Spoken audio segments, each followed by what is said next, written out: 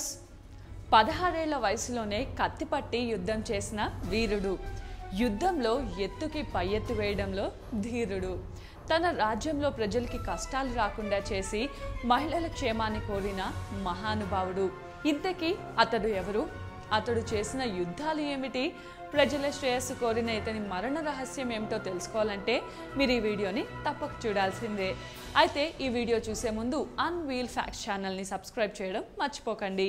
మరిన్ని latest videos కోసం డిస్క్రిప్షన్లో ఉన్న లింక్ని క్లిక్ చేసి మా ఛానల్ని ఇప్పుడే సబ్స్క్రైబ్ చేసుకోండి. ఆ వీరుడు మహానుభావుడు ఎవరో కాదు, మన భారతమాత ముద్దుబిడ్డ ఛత్రపతి శివాజీ. ముందుగా మనం శివాజీ యొక్క బాల్యం గురించి తెలుసుకుందాం. శివాజీ క్రీస్తు శకం ఫిబ్రవరి 19, 1630వ సంవత్సరం పూణే జిల్లాలోని జున్నార్ పట్టణం దగ్గర గల శివనేరి కోటలో జన్మించాడు. శివాజీ తండ్రి సహాజీ, తల్లి జీజాబాయి. జీజాబాయికి సంభాజీ తర్వాత పుట్టిన కొడుకులందరూ చనిపోతుండగా ఆమె శివై అంటే పార్వతీదేవిని పూజించింది. అప్పుడే కలిగిన సంతానం శివాజీ. అందుకు గుర్తుగా శివై పేరు ఇతడికి పెట్టింది. శివాజీ తండ్రి అయిన సహాజీ బీజాపూర్, అహ్మద్ నగర్ మరియు గోల్కొండలకు సైనికులను సప్లై చేసేవాడు. ఇందుకు ప్రతిఫలంగా ఇతనికి పూణే జాగిరి ఇచ్చారు.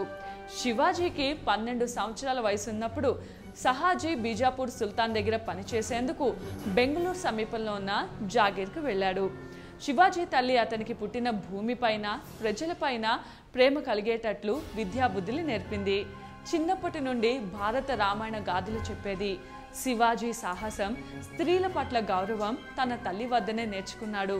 తన తండ్రి పొందిన పరాజయాలను క్షుణ్ణంగా అధ్యయనం చేసి అనతి కాలంలోనే శివాజీ యుద్ధ తంత్రాలలో ప్రావీణ్యుడయ్యాడు. సకల విద్యలు తెలుసుకున్న శివాజీ మరాఠా సామ్రాజ్య స్థాపాలనే లక్ష్యంగా తన వ్యూహాలు మొదలుపెట్టాడు. 17 ఏళ్ల వయసులోనే శివాజీ మొట్టమొదటి యుద్ధం చేసి బీజాపూర్ సామ్రాజ్యానికి చెందిన తోర్నా కోటను సొంతం చేసుకున్నాడు. మరో 3 సంవత్సరాలలో కొండన, రాజ్గఢ్ కోటలను సొంతం చేసుకొని పూణే ప్రాంతాన్నంతటినీ తన స్వాధీనంలోకి తెచ్చుకున్నాడు. శివాజీ చేసిన యుద్ధాలలో ముఖ్యమైనవి ప్రతాప్గఢ్ యుద్ధం, కొల్హాపూర్ యుద్ధం, పవన్ ఖిండ్ యుద్ధం, సూరత్ యుద్ధం, ఆగ్రా యుద్ధం, సింహగఢ్ యుద్ధం. శివాజీ భవానీదేవి భక్తుడు. శివాజీ తన సామ్రాజ్యంలోని అన్ని మతాలను సమానంగా చూసేవాడు. కేవలం గుళ్ళు మాత్రమే కాకుండా ఎన్నో మసీదులు కూడా కట్టించాడు. సుదీర్ఘ యుద్ధ కాలంలో లెక్కలేనన్ని యుద్ధాలు చేసినా ఎన్నడూ పవిత్ర స్థలాలను ధ్వంసం చేయలేదు. యుద్ధంలో ఓడిపోయిన శత్రువుల రాజ్యంలో ఉన్న యుద్ధం చేయలేని వారికి, స్త్రీలకు, పసివారికి సహాయం చేసేవాడు. మరణించే నాటికి 300 కోటలు శివాజీ ఆధీనంలో ఉండేవి.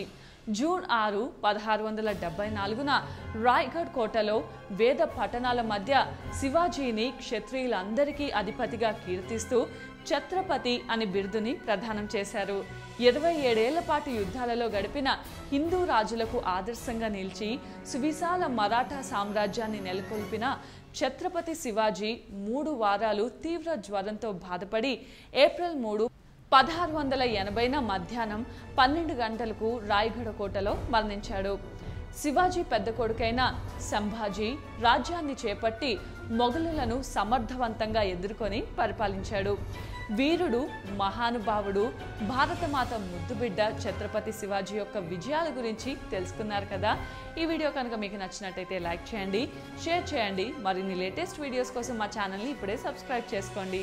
బాపుకి వినయంగా నమస్కారం చేశాడు. తర్వాత ఎడమ చేతితో అడ్డంగా ఉన్న అమ్మాయిని తొలగించి కుడి చేతిలోని సెమీ ఆటోమేటిక్ పిస్టల్ తీసుకొని గాంధీజీ ఛాతీలోకి గురి చూసి 3 సార్లు కాల్చాడు. అంతే, ఒక్క